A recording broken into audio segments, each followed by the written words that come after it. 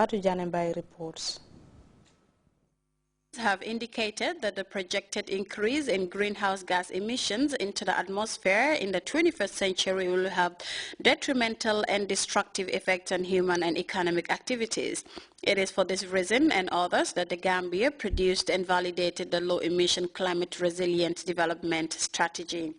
The document, now a working tool for the Gambia through the Department of Water Resources, aims at helping the country leapfrog the carbon-intensive phase of development and move directly to cleaner and more advanced energy, transport, agriculture, waste management and natural resources solutions to the climate change challenge.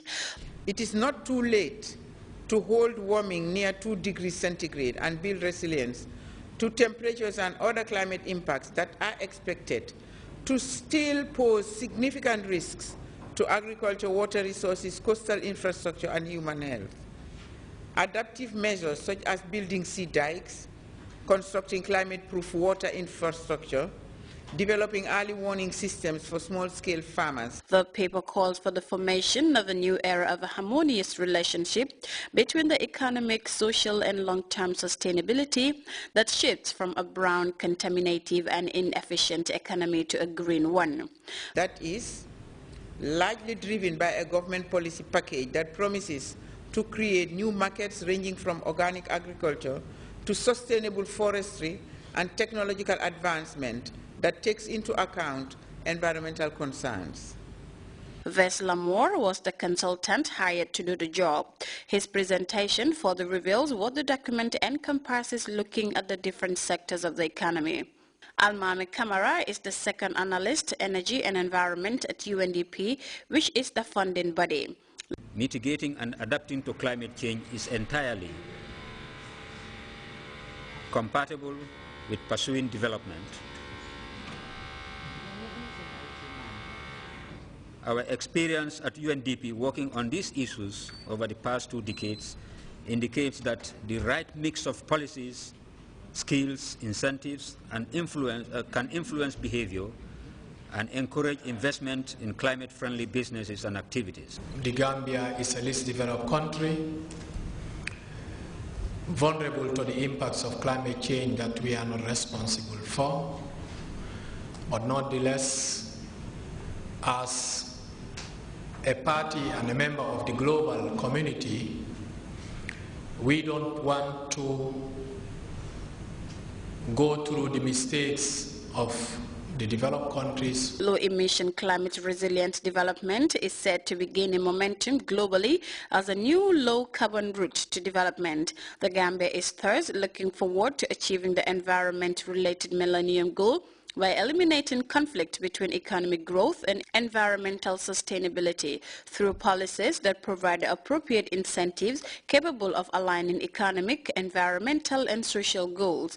The other is the creation of awareness and understanding, as well as encourage the population to be patient during the intertemporal trade-off between the short and long transition to green growth. Reporting for Grts News, I am Fatou Janembai. Campaigners are scaling up efforts to raise awareness of drug abuse and its impact on young people. The latest activity was organized by Africada and the International Organization of Good Templars. Umi Jai tells us more. The International Organization of Good Templars and school pupils gathered at the Daddy Job Comprehensive School for a sensitization on the damaging effects of narcotic drugs in the form of tablets and sniffed materials. The culture of using narcotic drugs in the form of tablets and sniff materials has increased to an alarming rate in recent years, particularly among the youthful populace. Africada being an organization who set its sights on supporting and assisting school-going children of all ages and unemployed youths, and also at the fore of the fight against tobacco, alcohol and narcotic drugs, saw the need to sensitize youths on the effects of narcotic drugs. The types of drugs that concern us today are: one normally termed as narcotics of illicit drugs.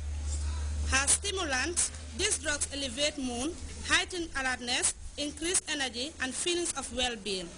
The principal of Daddy Job Comprehensive School stressed the importance of such gatherings to youths, noting that it will enhance their knowledge on the use of narcotics. Jallo further argued that early marriage should be put to an end, suggesting that all should join hands to ensure that girls are educated. Girls at the age of 14, 12, 14, sometimes you are forced into marriage. Sometimes you arrange it yourselves too fast. You fly. I fly, but I don't fly fast. If you fly fast, you fly and land into early marriage. But what I'm trying to talk about is what are the causes? Why are these things happening? Are young girls, vulnerable girls, being contracted into marriage very early? I have my students here who have been forced into marriage. I try to stop it, but I cannot. Narcotic drugs, as she has just described them, the young people who are using them think that they can change their conditions of life, enjoy more of life while using them. And there are dangerous ones that have been made very, very, very cheap and accessible. That is called the Ross. You see a lot of the young people taking tablets or using a small bottle, putting it in their system and creating havoc in their whole physical system and mental system. Africada and the International Organization of Good Templars are not only stopping at sensitizing youths on narcotic drugs, but they are also offering free dental care to students. Ominjai, GRTS. Rail Change Volunteers, a charitable UK-based organization, recently dispatched 60 volunteers to the Gambia for a week-long charitable activity. And as we hear in this report by Rohi Bite, the volunteers are expected to provide assistance to Gambian schools and hospitals, including planned renovation work on a 4-classroom block in Mandinari. Kingdom Gambia registered charity has been operating in the Gambia since 2003, bringing development projects to Gambian schools and hospitals to improve standards. The organization recently donated a 40-foot container loaded with medical equipment worth $10 million to the Edward Francis Small Teaching Hospital.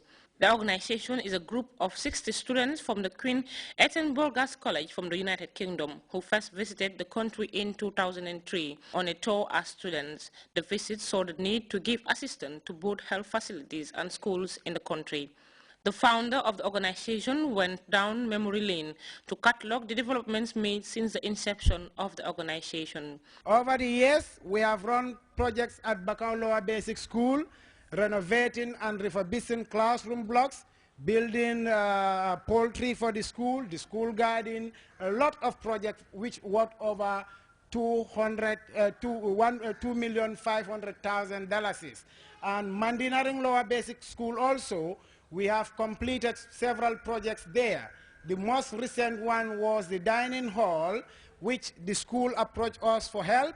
To the hospital, the items have come at a time when they are needed most. The Chief Medical Director acknowledged that they will help in the improvement of healthcare delivery in the country. This contribution to the health sector will help in improving the quality of health service being provided to the Gambian people.